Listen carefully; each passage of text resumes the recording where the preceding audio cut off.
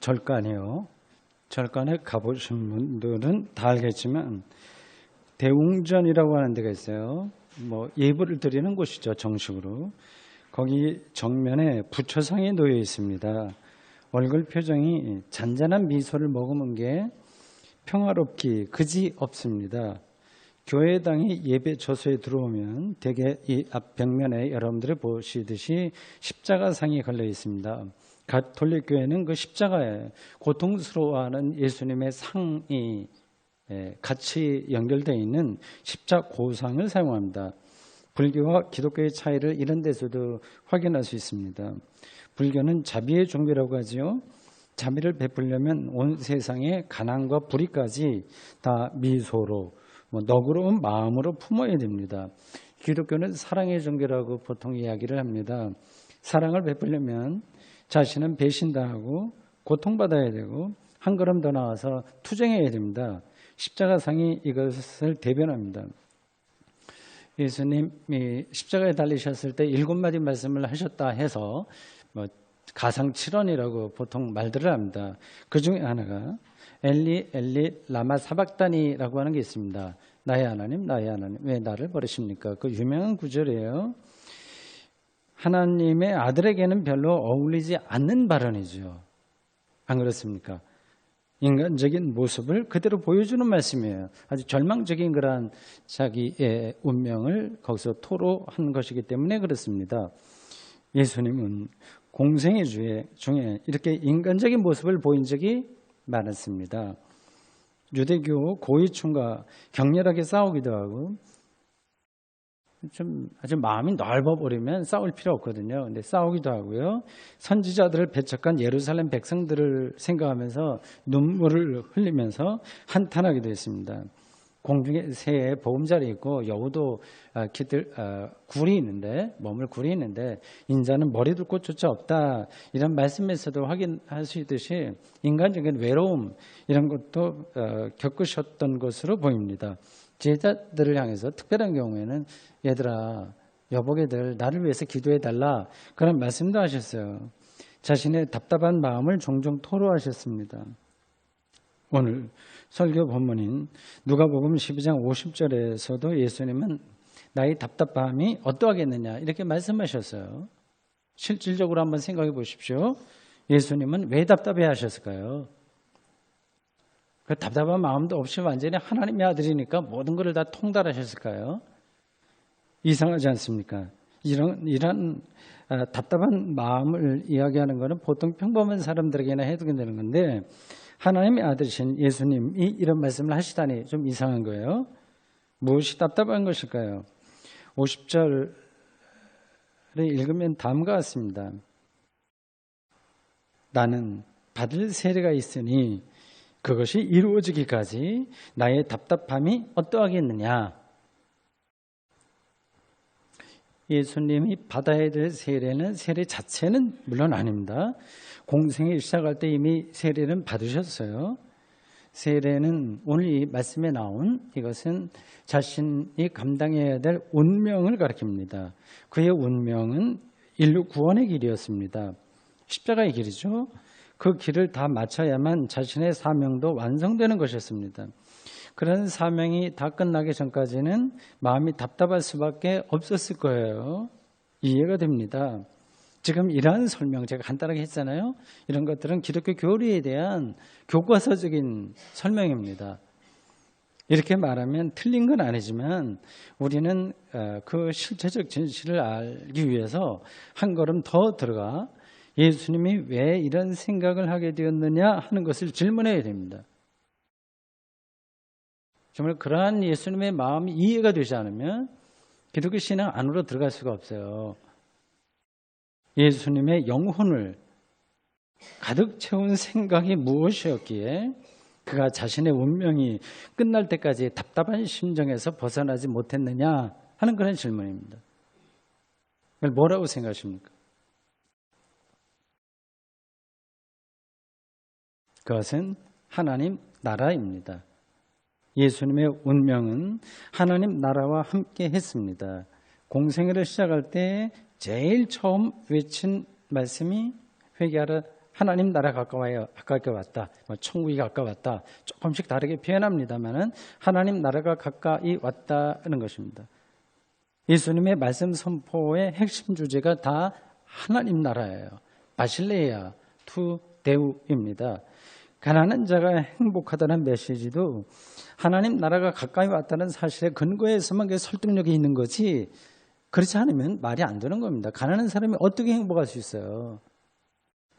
장애를 고치거나 질병을 고치는 예수님의 행위도 똑같습니다. 예수님은 가까이 임박한 하나님 나라를 절절하게 느끼고 사신 거예요. 비유적으로 설명하면 다가오는 결혼식 날짜를 기다리는 예배 신랑과 신부의 경우와 비슷합니다. 그 두 사람에게는 결혼식 외에 다른 것은 다 사소해지는 거예요. 모든 것이 거기에 몰입됩니다. 오랫동안 병원 생활을 하다가 퇴원 날짜를 받은 사람의 경우와도 비슷합니다. 퇴원이라고 하는 사실만으로 그는 삶의 환희를 경험할 수 있습니다. 예수님이 선포하고 자신의 운명으로 삼았던 하나님 나라는, 오늘 제가 그 이야기를 수련회 가서도 좀 더 하게 될 겁니다. 그것은 하나님의 통치예요. 그 통치는 생명사건입니다. 우리의 삶이 완전하게 되는 사건이에요. 실질적으로 생각해 보십시오. 우리는 완전을 경험하지 못하고 있지 않습니까? 이 하나님의 통치 앞에서는 우리가 중요하다고 생각했던 모든 것들 머릿속에 한번 나열해 보세요. 뭐가 중요하십니까? 그 모든 것들이 사소해집니다. 거꾸로 사소하다고 생각했던 것들이 정말 중요해집니다. 첫째가 꼴찌가 되고 꼴찌가 첫째 될 수 있습니다. 하나님 나라가 가까이 왔다는 사실을 예수님은 자신의 실존 전체로, 즉 자신의 운명 전체로 증거하기 위해서 몸부림치셨습니다. 결과는 십자가입니다.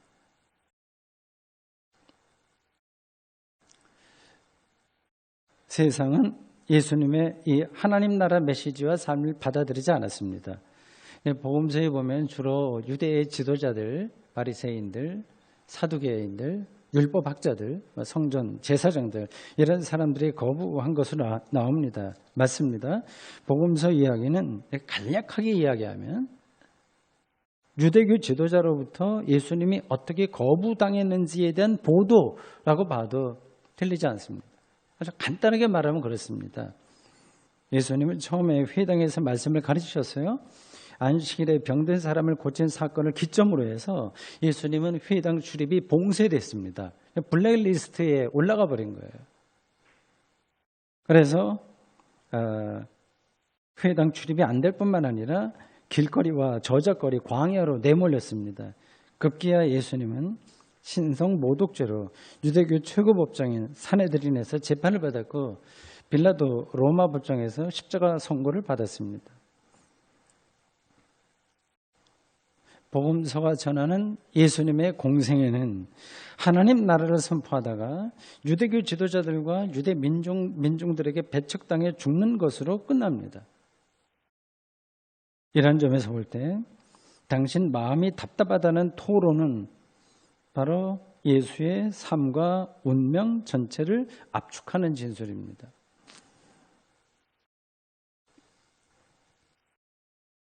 그 답답한 마음이 49절에서 아주 강한 은유로 표현됩니다. 은유요.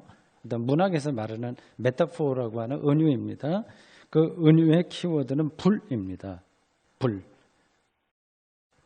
49절 읽어보겠습니다. 들어보십시오. 내가 불을 땅에 던지러 왔노니 이 불이 이미 붙었으면 내가 무엇을 원하리요? 요즘과 달리 옛날에는 불 붙이기가 정말 힘들었습니다. 2000년 전을 생각해 보십시오. 불씨를 이렇게 부엌에서 간수하고 있다가 불씨를 보관하는 곳이 따로 있었어요. 아마 우리나라도 마찬가지였을 겁니다. 간직하고 있다가 필요할 때 그걸 후 불어서 불을 좀 내는 거예요. 불을 붙이러 왔다는 예수님의 말씀을 고대인들은 실감나게 들었을 겁니다. 우린 좀 실감이 안 나요. 태우고 변화시키는 성질의 불은 보통 심판에 대한 은유로 자주 사용됩니다. 보통 불의 심판 이렇게 얘기하잖아요. 마태복음 13장 20절에 나오는 가라지에 비유해서 추수꾼들이 추수 때에 가라지를 불에 태우게 하기 위해서 따로 단어를 묶는다고 하는 표현이 나옵니다. 그리고 이 불은 성령의 불이라는 그런 표현에도 나와 있듯이 성령을 가리키기도 합니다. 그러니까 심판이든지 성령을 가리키든지 이게 다른 게 아닌 거예요. 심판은 생명을 얻는 사건이에요. 그리고 성령은 생명의 영이에요. 그런 점에서 심판이나 영이나 다 생명과 연관됩니다. 그러니까 생명 구원, 이것은 곧 하나님 나라 사건입니다. 좀 복잡하게 들리시나요? 이런 점에서 예수님이 불을 던지러 왔다는 말은 인간 구원을 가리키는, 그러니까 생명 구원을 가리키는 하나님 나라가 가까이 왔다는 사실을 전하러 왔다, 그 얘기입니다. 이 사실이 불붙듯이 사람들에게 전달되는 것이야말로 예수님의 소원이었습니다. 그런데 사람들이 그 사실을 받아들이지 않으니 마음이 답답할 수밖에 없는 거죠. 지금은 어떨까요? 우리는요?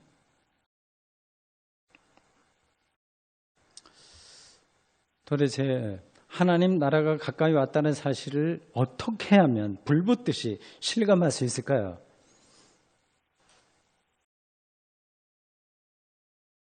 이건 수학 공식을 풀듯이 손에 잡히는 게 아니라서 이걸 이해하려면 영적인 시각이 필요합니다. 생명을 가장 심층에서 바라볼 수 있는 시각이 필요해요. 그렇지 않고는 죽었다 깨도 이해가 되지 않습니다. 우선 간단한 예를 들어볼 테니까 여러분들에게 이런 경험이 있는지를 검토해 보십시오. 어떤 분과 대화하는 중에 커피에 대한 이야기가 나왔어요. 그분은 커피를 일반적인 아메리카노만이 아니라 자신만이 개발한 여러 가지 방식으로 커피를 마신다고 합니다. 우유 반잔에 물 반잔을 섞은 다음 커피 2스푼을 넣어서 마시기도 합니다. 커피를 마실 때 그 맛과 느낌만이 아니라 마시고 난 다음 비어있는 커피 잔에 남아있는 향을 오래 간직하고 싶어서 그 빈잔을 가능한 대로 옆에 상당한 시간 놓아둔다고 합니다. 어떤 분들은 아마 저 같은 사람일 텐데 그냥 폼으로 그럴듯하게 그냥 커피를 마신다거나 또 조금 각성하기 위해서 좀 나른하니까 그래서 커피를 마시기도 하고 별 생각 없이 마실 겁니다. 어느 쪽이 커피를 불붙듯이 경험하는 건지는 여러분들이 답을 알 겁니다. 커피만이 아니라 삶 자체가 그렇습니다. 삶의 미세한 부분들을 거기 밀착해서 천착한다고도 할 수 있고요. 그렇게 살아가는 사람이 있고요. 그냥 건성건성 뛰어가는 방식으로 사는 사람들이 있습니다. 삶의 잔향을 느끼면서 사는 것이야말로 진짜 삶이라고 할 수 있겠죠.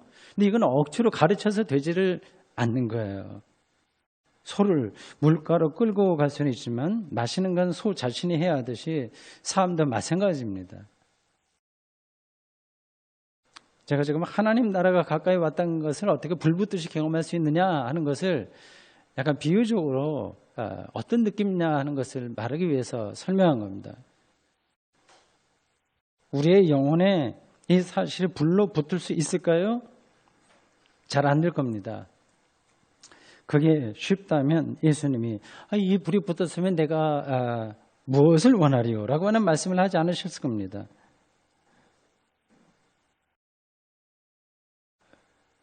그래, 지금 그렇게 설교하고 있는 당신이 한번 얘기해봐라. 당신 경험을 얘기해봐라. 당신 영혼에 하나님 나라 불이 붙었냐? 이렇게 질문하고 싶으신 분 계신가요? 저의 솔직한 대답을 원하시나요? 이건 그림처럼 확인해서 보여줄 수 있는 게 아닙니다. 앞에서 한 커피 이야기처럼 그 답은 그의 삶과 삶의 태도에 들어있습니다. 그건 또한 볼 수 있는 눈을 가진 사람에게만 보이고 들을 수 있는 사람에게만 들립니다. 저 사람이 저렇게 다 마신 커피 잔을 왜 저 앞에 놓고 저렇게 들고 있지? 우습다. 이해되지 못하는 사람이 있듯이 저 사람이 왜 저런 태도로 세상을 사는 거지? 왜 저런 진정성으로 신앙생활을 하는 거지? 이해 못하는 사람들이 있습니다. 안 들어오는 거예요. 저의 대답을 조금이라도 기대하는 분들을 위해서 한마디 한다면 이렇습니다. 저는 예수님의 운명과 함께 시작된 이 바실레이아가 무엇인지 조금씩 더 깊이 알게 되면서 죄와 죽음으로부터의 해방이 무엇인지를 실질적으로 더 깊이 경험하게 되었고 거기에 더 가까이 가면서 살게 되었습니다. 이 대목에서 아멘을 하셔야 되는데 속으로 하셨겠죠. 이게 무슨 뜻인지 다음 대목을 조금 더 설명하면 조금 더 보충될 것 같습니다. 이 불은 옆으로 번지고 변혁시키는 힘이 있습니다. 하나님 나라가 바로 그와 같습니다. 폭발적인 변혁의 에너지라고 하는 점에서 이 불은 누룩과도 같아요. 51절은 이 사실을 역설적으로 표현했습니다. 내가 화평을 주려고 온 줄로 아느냐? 내가 너희에게 이르노니 아니라 도리어 분쟁하게 하려 함이로다. 이상하죠? 하나님 나라는 우리가 얼핏 생각하기에 평화죠. 그런데 본문에서는 분쟁이라고 묘사되어 있어요. 52절에서는 좀 더 구체적으로 하나님 나라로 인해서 사람들이 둘씩, 셋씩, 넷씩 서로 싸우게 될 것이다고 하는 사실. 그리고 53절에서는 가족끼리도 분쟁하게 될 것이라고 하는 이 말씀이 나와요. 하나님 나라의 복음에 의해서 가족 사이에 분열이 일어난다고 하는 사실은 누가복음 14장 26절, 17장 34절에서 35절, 마가복음 10장 29절과 30절에도 나옵니다. 이 중에 누가복음 14장 26절만 읽어보겠습니다. 내게 오는 자가 자기 부모와 처자와 형제와 자매와 더욱이 자기 목숨까지 미워하지 아니하면 내 제자가 되지 못하고, 이렇게 돼 있어요. 굉장히 강한 표현이에요. 이 말씀들은 그래서 오해받기 쉽습니다. 이 텍스트라고 하는 것은 그 안에 어떤 세계를 감추고 있어서 그 겉에 있는 것만 봐서는 오해하기가 굉장히 쉬워요. 예수 믿는 사람들은 친척이나 가족 사이에 따돌림을 당할 수밖에 없으니까 그들과의 싸움을 각오하라고 하는 식으로 받아들일 수도 있어요. 오해하는 겁니다. 기독교인들이 공연하게 피해의식에 젖어서 싸움꾼이 될 수는 없는 거 아니겠습니까? 그런데 예수님은 왜 평화가 아니라 분쟁을 주러 왔다고 말씀하신 걸까요?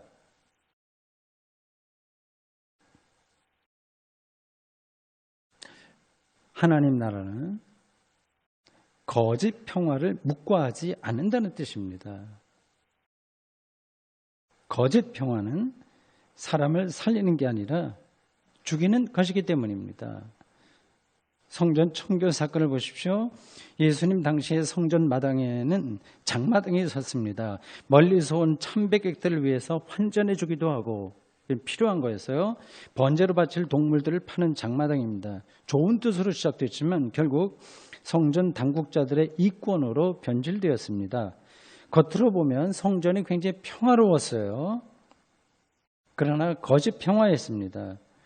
예수님은 공무원들이 불법 노점상들을 쫓아내듯이 성전에서 상거래를 하던 사람들을 쫓아냈습니다.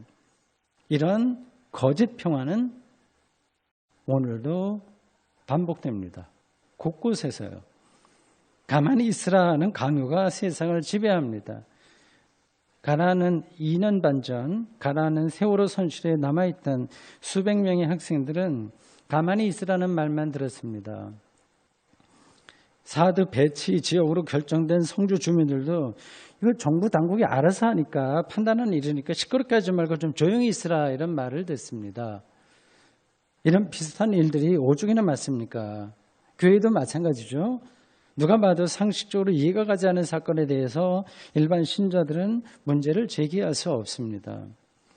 교회의 모든 사안에 대해서 시비 걸듯이 사사건건 트집 잡는 거는 물론 문제겠지만 심각한 문제가 많은 사안에 대해서도 은혜로 합시다라거나 교회의 평화를 위해서 묻어둡시다 하는 건 좀 우스운 거죠. 거짓 평화죠. 강제력으로 상대를 침묵시키는 것, 그래서 거짓 평화입니다. 이게 사회적인 차원만이 아니라 뭐 큰 나라, 작은 나라, 뭐 빈부격차 이런 사회적인 차원만이 아니라 개인적인 차원에서도 거짓 평화가 우리의 삶을 지배하고 있습니다. 돈만 있으면 자기 인생을 평화롭게 꾸려갈 수 있다고 생각하는 사람들이 많잖아요. 여러분들은 안 그렇습니까? 거짓 평화죠. 자기를 속이는 평화입니다. 이런 점에서 볼 때 하나님 나라는 평화가 아니라 분쟁이어야 합니다. 그래서 예수님이 평화가 아니라 내가 분쟁을 주려고 왔다 이렇게 말씀하신 겁니다. 여기까지 설명에 대해서는 여러분들이 다 동의하실 거예요. 동의되지 않은 거 있으면 나중에 설교 끝난 다음 저에게 와서 말씀해 주세요. 문제는 이 거짓 평화가 뭔지 어떻게 판단하느냐 하는 겁니다. 쉽지 않습니다. 자기 딴에는 거짓 평화와 싸워보겠다고 나서는데 실제로는 상황 판단을 못한 것일 수도 있고요. 그것도 비일비재합니다. 그리고 자기를 나타내려는 공명심이 작용한 것일 수도 있습니다.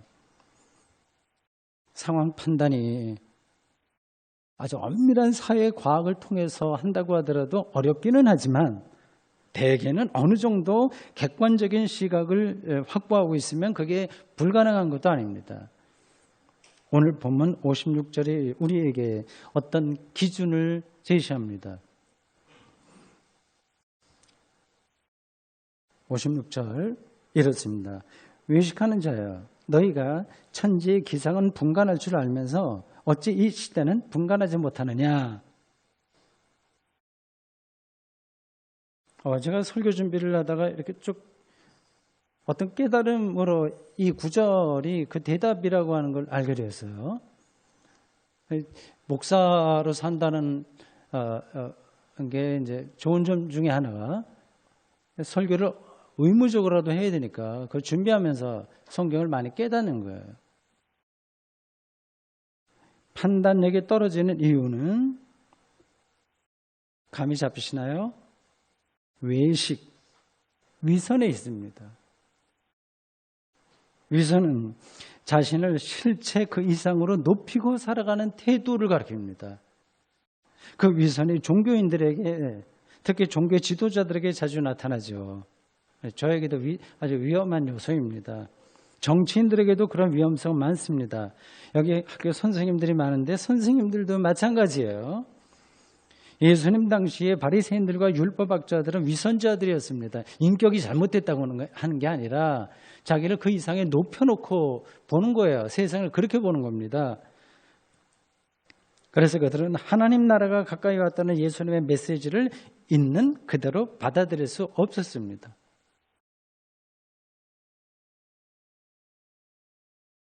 기독교인들이 거짓 평화에 저항해야 한다면 그 범위는 어느 정도여야 할까요? 우리가 모든 문제에 대해서 오지랖 넓다는 말을 들을 정도로 구석구석 쫓아다니면서 저항할 수는 없는 거 아니겠습니까? 그리고 그 범위를 다른 사람이 결정해 줄 수도 없습니다. 각자 삶의 자리에서 최선을 다하면 됩니다. 본문 52절과 53절에 거론된 분쟁은 일상에서 일어난 거예요. 근데 거창하게 사회정의, 세계 평화를 부르짖지 않아도 됩니다. 개인적으로 뜻이 있어서 그런 일에 참여할 사람들은 하고 자기가 직접 관련되는 좁은 영역에서 거짓 평화와 투쟁하면 됩니다.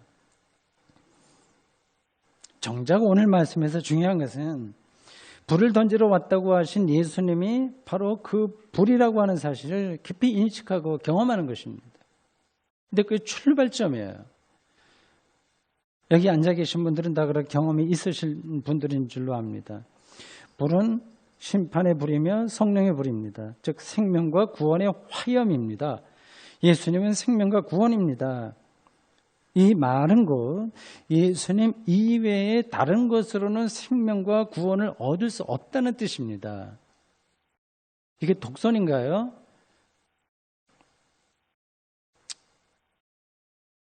이 사실을 말로만이 아니라 영혼의 중심에서 경험한 사람들은 그 이외의 것으로부터 자유로워집니다.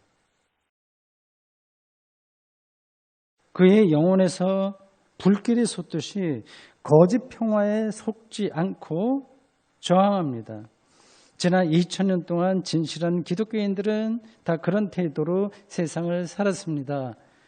우리도 유성처럼 며칠 전에 있었던 유성처럼 우리의 인생이 휙 지나가 버리고 말겠지만 이러한 기독교인의 역사를 우리가 한 점으로라도 이어가고 있습니다. 그렇습니다. 예수라는 불이 우리 영혼에 불길로 화염으로 붙었습니다. 아멘. 주님, 오늘 저희들 2000년 전 누가복음 기자가 전해준 이 귀한 예수님의 말씀을 같이 읽고 또 설명을 들었습니다. 예수는 불이다. 심판의 불이며 성령의 불이고 세상의 거짓 평화를 깨부수는 분쟁의 불이라고 하는 사실